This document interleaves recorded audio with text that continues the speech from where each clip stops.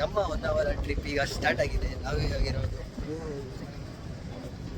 KSR Bengaluru. ನನ್ನ ಜೊತೆ ನನ್ನ ಫ್ರೆಂಡ್ ಮದನ್ ಇದೆ. ಹಾಯ್ ಮಾಡಪ್ಪ. ಇನ್ನೂ ಇಬ್ಬರು ಫ್ರೆಂಡ್ಸ್ ಬರ್ತಾ ಇದ್ದಾರೆ. ಅವ್ರಾಗಲೇ ಎಂಟ್ರೆನ್ಸಲ್ಲಿ ಇದ್ದಾರಂತೆ. ನಾವು ಮೆಟ್ರೋದಲ್ಲಿ ಬಂದ್ವಿ, ಅವರು ಬಸ್ಸಲ್ಲಿ ಬಂದರು. ನಮ್ಮದು ಒಂದು SE1 ಅಂತ ಬೋಗಿ ಆಚೆ ಮಾರ್ಕಿಂಗ್ ಆಗಿಲ್ಲ. ಇಲ್ಲೊಂದು ಪೇಪರಲ್ಲಿ ಬರ್ದು ಅಂಟಿಸವ್ರೆ.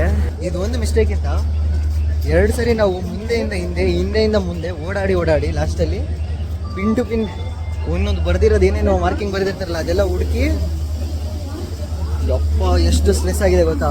ಆ ತೂಕ ಎತ್ಕೊಂಡು ಆ ಕಡೆಯಿಂದ ಈ ಕಡೆಯಿಂದ ಆ ಕಡೆ ಓಡಾಡಿ ಒಂದೇ ಒಂದು ಪೇಪರಲ್ಲಿ ಬರ್ದು ಅಂಟಿಸವ್ರೆ. ಅದೊಂದು ಕ್ಲೀನ್ ಆಗಿದ್ದಿದ್ರೆ ನಾವು ಬಂದೆವು ಫಸ್ಟ್ ಟೈಮ್ ಹಚ್ಬಿಡ್ಬೋದಾಯ್ತು. ಯಪ್ಪ ಈಗ ಮಕ್ಕಳು ಮಾಡೋದು ಒಂದೊಂದು ಸಣ್ಣ ವಿಷಯಕ್ಕೆ ನಮ್ಮ ಪೇಪರ್ ಬೇರೆ ಫೋಲ್ಡ್ ಆಗೋಯ್ತೆ. ಅದೊಂದೇ ಒಂದು ಮಿಸ್ಟೇಕಿಂದ ಎಷ್ಟು ಇದು ಮಾಡ್ತಾಯಿದೆ. ಇಲ್ಲೇ ನಮ್ಮ ಹುಡುಗರು ಕೂತವ್ರೆ. ಇಬ್ರಿಗೆ ಇಲ್ಲಿ ಸೀಟ್ ಸಿಕ್ಕೈತೆ, ಇಬ್ರಿಗೆ ಅಲ್ಲಿ ಸೀಟ್ ಸಿಕ್ಕೈತೆ.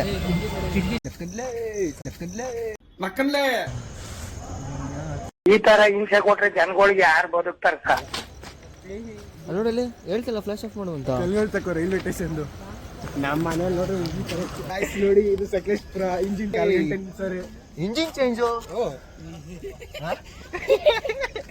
ಅಣ್ಣ ಇಂಜಿನ್ ಚೇಂಜ್ ಮಾಡ್ತಾರಂತೆ.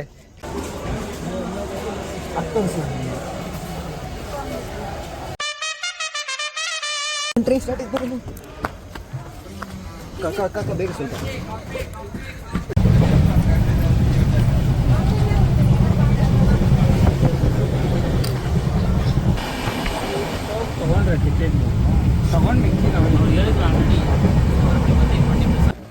ಇಷ್ಟು ಬ್ಯೂಟಿಫುಲ್ ಆಗಿರೋ ನೇಚರ್ನ ಎಂಜಾಯ್ ಮಾಡಿಕೊಂಡು ನಾವು ಕೊನೆಗೆ ಹೊನ್ನಾವರಕ್ಕೆ ಎಂಟ್ರಿ ಕೊಟ್ಟೇ ಬಿಟ್ವಿ.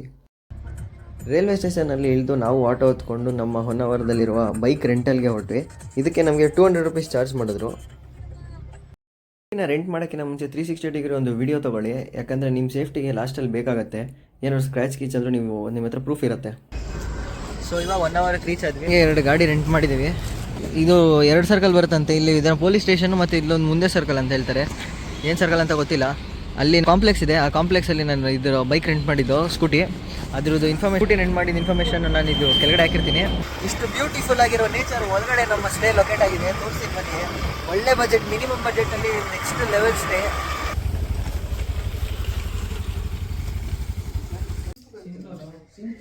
ನಮ್ಮ ಅರ್ನಾಲ್ಡ್ ಸುಮ್ಮನೆ ನೋಡಿ ನಾವಿರೋ ಸ್ಟೇ ಎಷ್ಟು ಚೆನ್ನಾಗಿದೆ.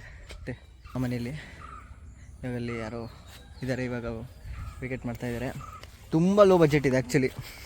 ಆಮೇಲೆ ಆ್ಯಕ್ಚುಲಿ ರೂಮ್ ಸಿಕ್ಕಿರೋದೇ ಕಷ್ಟ. ಆಮೇಲೆ ಇದ್ರ ಪಕ್ಕದಲ್ಲೇ ನೋಡಿ ಇದು ಹೊಳೆ ಇಷ್ಟು ಚೆನ್ನಾಗಿದೆ. ಅಲ್ಲೇ ಮನೆ ಇದೆ, ಇದು ಎದುರುಗಡೆನೇ ಇದೆ ನೀರು. ಇದು ನೀರು ಹಿಂಗೆ ಹರ್ಕೊಂಡು ಹೋಗುತ್ತದು. ಪಕ್ಕದಲ್ಲೆಲ್ಲ ಸಮುದ್ರ, ಶರಾವತಿ ನೀರು. ತುಂಬ ಸಕ್ಕತ್ತಾಗಿದೆ ಪ್ಲೇಸ್ ಮಾತ್ರ. ನಾನು ನಿಮ್ಗೆ ಹಾಕಿರ್ತೀನಿ ಅವ್ರ ಕಾಂಟ್ಯಾಕ್ಟು, ಕೇಳಿ ನಿಮ್ಗೆ ಹೆಲ್ಪ್ ಮಾಡ್ತಾರೆ. ಅಕ್ಕಪಕ್ಕ ಎಷ್ಟು ಏನೇನಿದೆ ಲೊಕೇಶನ್ ಎಲ್ಲ ಗೈಡ್ ಮಾಡ್ತಾರೆ. ಕಷ್ಟ ಬಿದ್ದು ನಮ್ಮನ್ನ 1 ಅವರ್ ತೋರಿಸೋಕ್ಕೆ ಗೇಟೆಲ್ಲ ತೆಗಿತಾರೆ.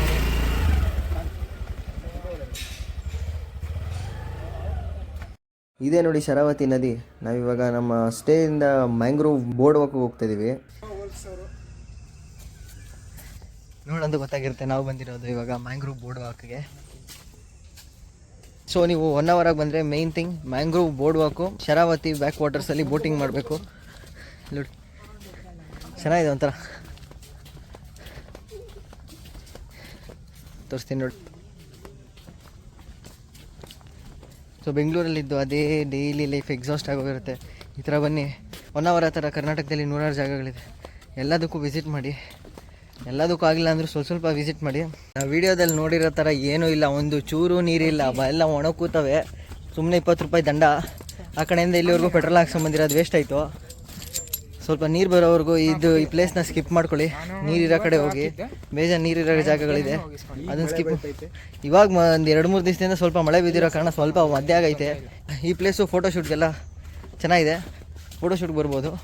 ಬಟ್ ನೀರು ಇಲ್ಲ, ಒಂದು ಚೂರು ನೀರಿಲ್ಲ. ಇಲ್ಲ ಅಲ್ಲಿ ನೀರೇ ಇಲ್ಲ, ಅಲ್ಲಿ ಒಂಚೂರು ನೀರಿಲ್ಲ. ನೋಡಿ ಮ್ಯಾಂಗ್ರೋವ್ ಫಾರೆಸ್ಟ್ ಅಂದರೆ ಹೆಂಗಿರುತ್ತೆ ತೋರಿಸಿ. ಎಲ್ಲ ನೀರು ಒಳಗೆ ಇರುತ್ತೆ, ಬಟ್ ಇವಾಗ ನೀರಿಲ್ಲ, ಅದಕ್ಕೆ ಕೆಸರೊಳಗಡೆ ಐತೆ. ನೀರು ಒಳಗಡೆ ಇರುವ ತಿಮಿಂಗಳ, ನೀರಾಚೆ ಇರುವ ತಿಮಿಂಗಳ. ನೀವು ಯಾವತ್ತಾದರೂ ಮ್ಯಾಂಗ್ರೋವ್ ಫಾರೆಸ್ಟಲ್ಲಿ ಕೋತಿ ನೋಡಿದ್ದೀರಾ? ಇಲ್ಲಿ ನೋಡಿ,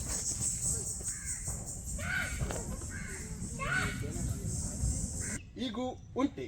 ನಾವು ನೆಕ್ಸ್ಟ್ ಒಂದು 2-3 ತಿಂಗಳು ಬಿಸಿಲು ತಡೆಯೋಕ್ಕಾಗಲ್ಲ. ಬಿಸಿಲನ್ನ ತಲೆಯಲ್ಲಿ ಇಟ್ಕೊಂಡು ಬನ್ನಿ. ಒದ್ದೆ ಟವಲ್ ಮಾಡಿ ಕತ್ತಲು ಹಾಕೊಂಡಿದ್ದೀನಿ. ಸೆಕೆ ಕಿಚ್ಕೊಂಡು ಬರ್ತಾ ಇದೆ. ಸಾರಿ, ಜೇನುಹುಳ ಅಟ್ಯಾಕ್ ಆಗಿದೆ. ಹೊಟ್ಟೆ ನೋವಲ್ಲೇ ಬದುಕು ಹೋದ್ರೆ ಸಾಕಲ್ಲಿ.